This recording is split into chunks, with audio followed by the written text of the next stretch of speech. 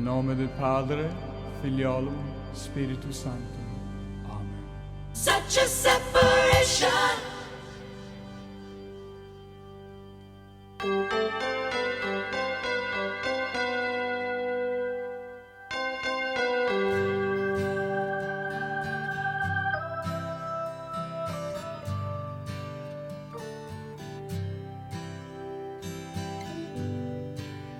Okay, here we go. Happy Easter, everybody. So great to see so many people here today. Thank you for the wonderful music, Reverend Rudy. And just thank everybody for all the wonderful energy and smiles and love that I'm feeling. And I am feeling it, and I am allowing it to channel through. Course in Miracles says, the time of Easter is a time of joy, not of mourning. Look on your risen friend and celebrate his holiness along with me, for Easter is the time of your salvation along with mine. So the one, I think, real clear, consistent message of A Course in Miracles that we get about Easter is that it is a happy time. It is a time to be joyful. It is a time to resurrect from whatever issues, problems, personal crucifixions we may have been going through, and just choose wholeness, joy, bliss, love, fun, in any way, shape, or form. I got my little fun Easter pin here with the little sequences with the pink little Easter bunny, and I always loved Easter. Now, my early Christian training, I was a Catholic boy. It was emphasized that Easter was supposed to be happy. But it was very interesting because Easter came after Lent. And Lent was 40 days of not very happy. And Lent was 40 days of mourning. And every Friday, going to the Stations of the Cross. I don't know how many people know what that is. It's a Catholic thing. It might be in some other faiths too, where there were 14 little statues around the church, and each of them depicted one of the terrible, painful phases of Jesus's crucifixion on Good Friday. And the priest would go around and talk about each of them, and we were all supposed to feel really, really bad. You know, look at what Jesus went through. So you spend 40 days doing that, and then all of a sudden you're supposed to be happy on Easter morning. Didn't work particularly well. After 40 days of a habit of brooding on the crucifixion, people were a little hesitant, I think, or just weren't used to suddenly making a shift to happy. Course in Miracles says, let us not spend this holy week brooding on the crucifixion of God's Son, but happily in the celebration of his release. For Easter is the sign of peace, not pain. So a lot of that early Christian teaching, it is what it is, and it was what it was in my life, and I am not here to necessarily denigrate it, but I have just moved on from it. I don't want to spend a lot of time thinking about the crucifixion. The Course says the journey to the cross should be the last foolish journey for every mind. Do not dwell upon it, but dismiss it as accomplished. So it's the last foolish journey. And one thing I've always liked about this particular passage was that Jesus tells us that the crucifixion was a foolish journey. So if it's foolish for us, it must have been foolish for him as well. This is a challenging idea for a lot of Course in Miracles students. But I throw it out there every once in a while that it is quite possible that whole crucifixion thing that Jesus went through was just a mistake. If it's a mistake for us to crucify ourselves, it must have been just as much of a mistake for Jesus to somehow participate in a crucifixion. And let's just acknowledge that it was done and accomplished, and let's not think about it anymore. Good Friday is the day when we remember the crucifixion. I kind of think it would probably be better if we forgot the crucifixion. That's what I tried to do this past Friday. I didn't sit there remembering it. I tried very diligently to forget it. I don't want to rehearse 14 stations of the cross anymore. I want to think about resurrection. And Easter. I mean, Easter's just such a great time. I mean, let's face it. Easter came from a pagan celebration. Easter came from the Saxons. The Saxons were in the British Isles, and they had their gods and goddesses, and they had a spring equinox celebration. And the spring equinox celebration was personified by their goddess Estre. And the goddess Estre was also depicted as a rabbit or a hare, wild rabbit. And, it's the wild hare goddess. And let's face it, rabbits are fertility symbols. It's a symbol of breeding, and it's the symbol of spring. And all the major Easter symbols are actually fertility symbols. The egg is a fertility symbol.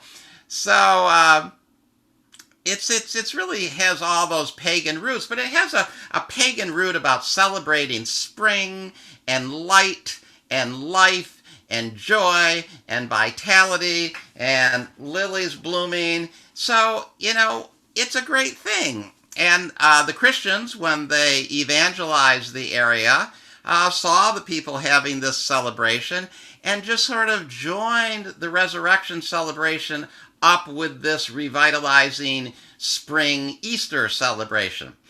And, the missionaries, the Christian missionaries, gave the pagans of the area something to celebrate that was similar to the celebration they were already doing, and that helped the Christians not stand out, and that helped the Christians not to be persecuted, and that helped the religion spread even further. The Christians were really good with that. They did that with Christmas, and they did it with Easter. And I love Easter because I think it's important for us just to really understand what a joyful salvation message A Course in Miracles is giving us.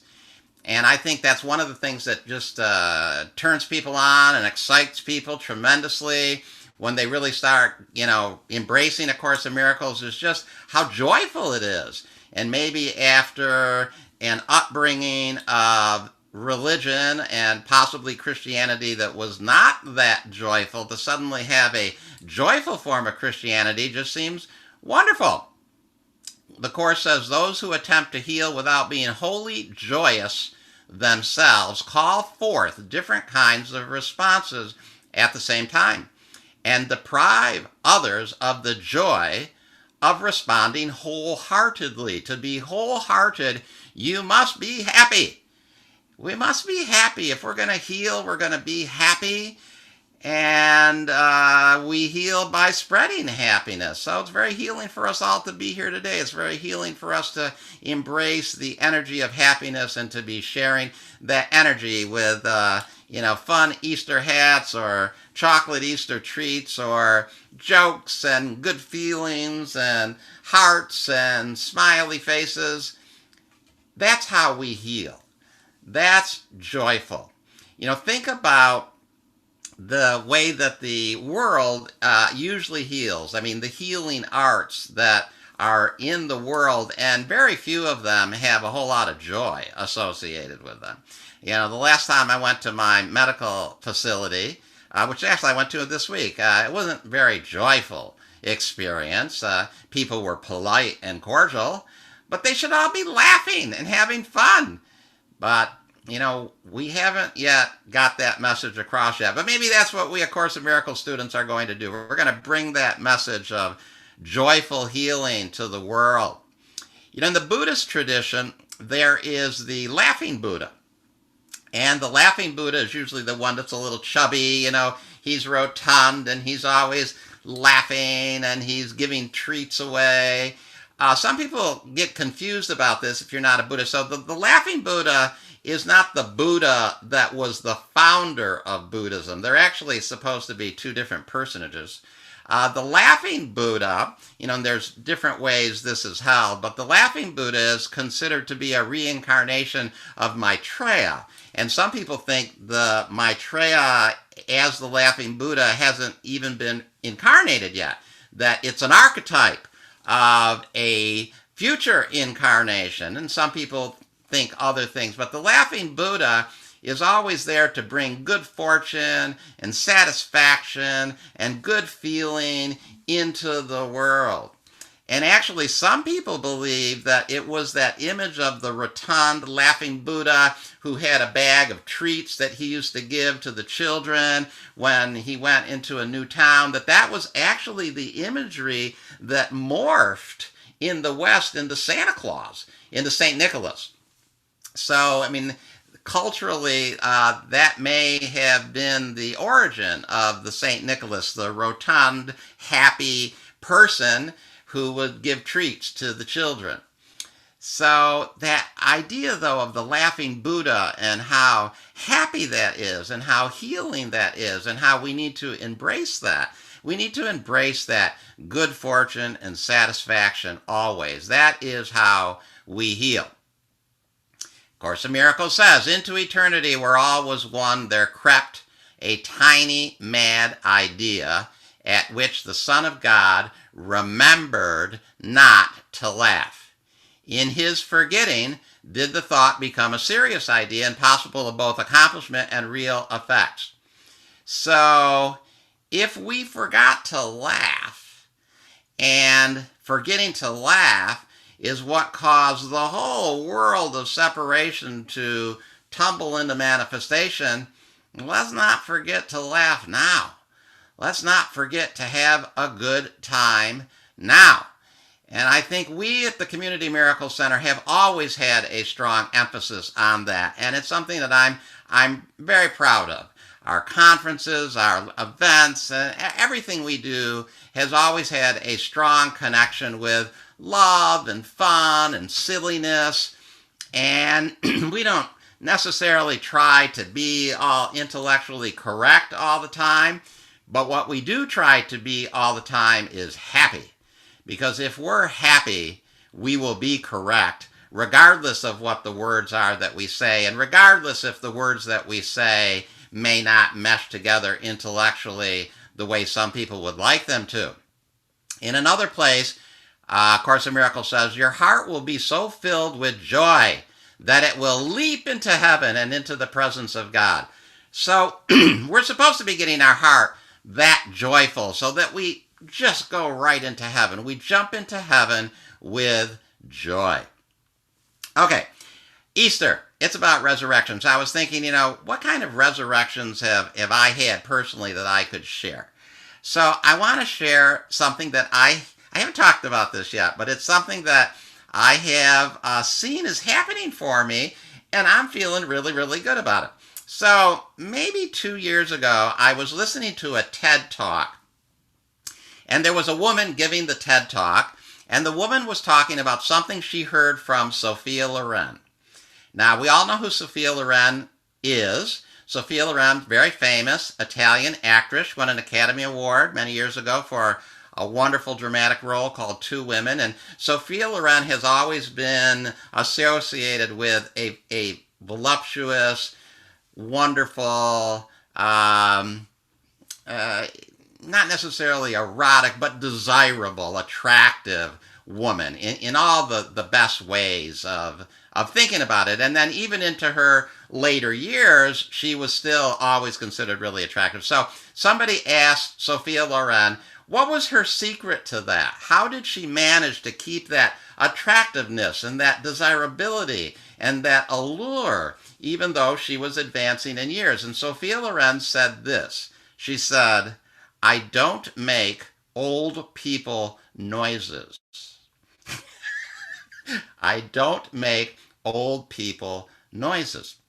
And I thought about that when I heard that. And I had to sit with it for a minute. I wasn't quite sure maybe what Sophia Loren was talking about. What does she mean that she doesn't make old people noises? And then I noticed that I had begun making old people noises.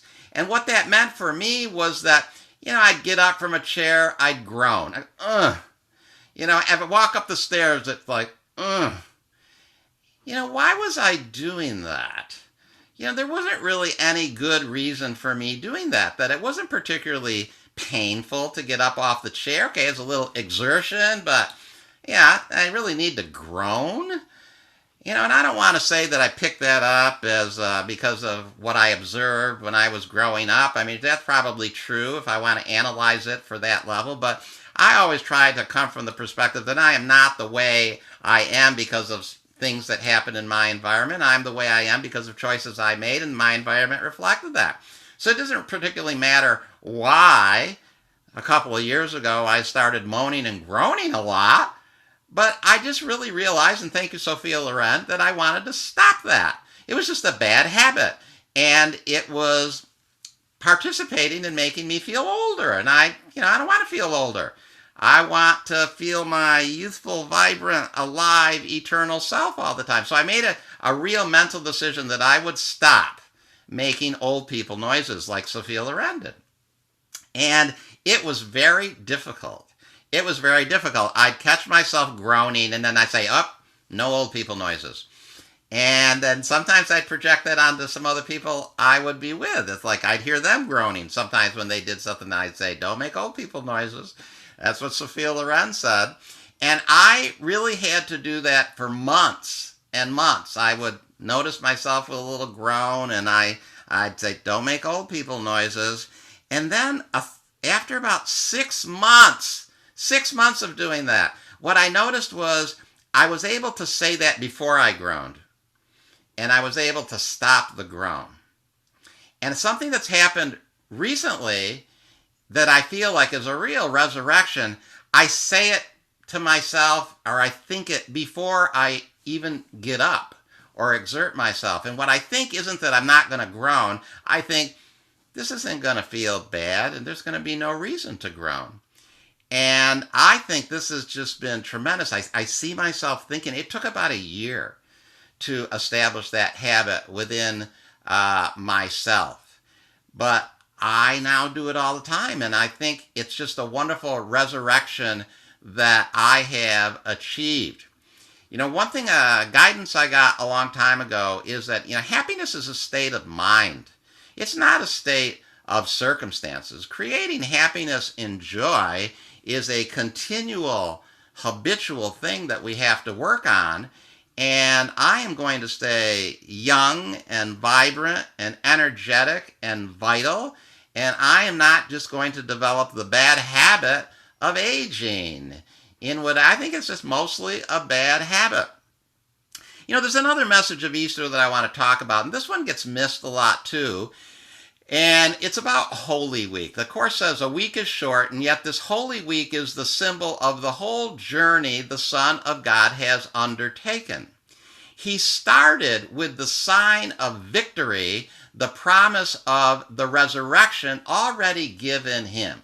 So what this is referring to is Palm Sunday, which starts Holy Week. And Palm Sunday was the day that Jesus rode triumphant into the city of Jerusalem, and the people waved palm fronds celebrating him.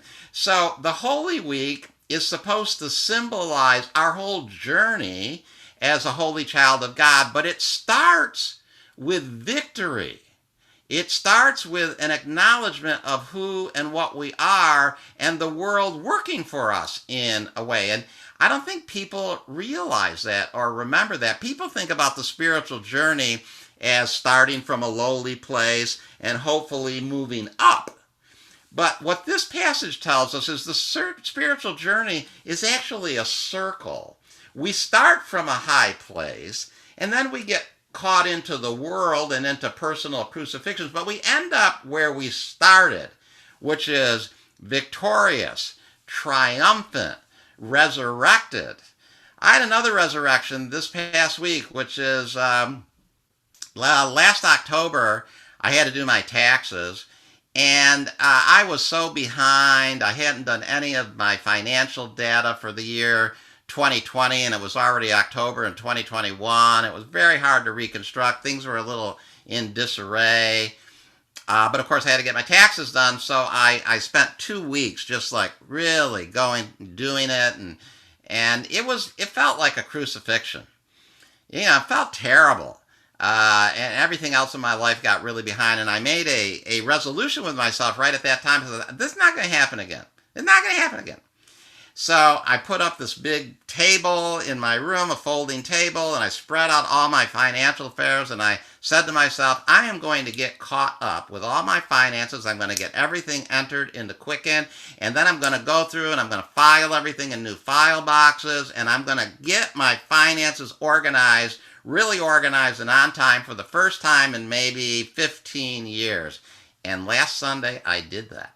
Last Sunday, I completed that project. All my finances are now in order. Everything is entered into Quicken. I can do my taxes now because I've got everything caught up, and I've got all my financial papers into 2 nice file boxes, secure and sturdy file boxes that are under my bed. And that felt like a resurrection. So think about little ways and things that you can do, that can be practical resurrections for you. The word resurrect means to restore a dead person to life, but it also means to revive the practice, the use, or memory of something, to bring new vigor to something. What can you bring new vigor to? And I love that word, vigor, and I think it meshes so well with Easter. It meshes well with all the fertility symbols. The hare, the rabbit, the egg, vigor, male vigor, breeding energy. I've said before, you really want to get into the spirit of Easter, you should think about breeding, because that's really the spirit of Easter. But find ways to just have some vigor, have some life, have some fun. We're coming out of the pandemic. Things are opening up. It's news this week that we in California are going to be able to open up even more within the next week or two. I ate inside a restaurant on Friday night. It's the first restaurant I've eaten inside of in San Francisco in many, many months. Things are happening. New vigor is happening. New life is happening. The whole country is opening up from the pandemic. Course in Miracles says, why are you not rejoicing? You are free of pain and sickness, misery and loss, and all effects of hatred and attack. And I like to think of that not as a rhetorical question. It's a question that we really should actually answer. Why are we not rejoicing? There is no reason why we should not be rejoicing. It's a state of mind. Find those things that are there in your life that you can rejoice with. We do it all the time here at Community Miracle Center. I'm really, really proud of us. Everything that we do has that element of fun and rejoicing in it. We understand, I believe, the real message of A Course in Miracles, which isn't about intellectually understanding the discipline. That may come at its own time, and that's always a continually evolving thing. But it's about being happy, because to heal is to make happy. And the Holy Spirit needs a happy learner in whom his mission can be happily accomplished. Happy Easter, everybody! Woohoo!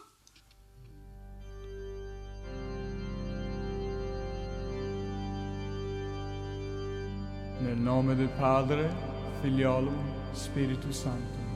Amen. Such a separation.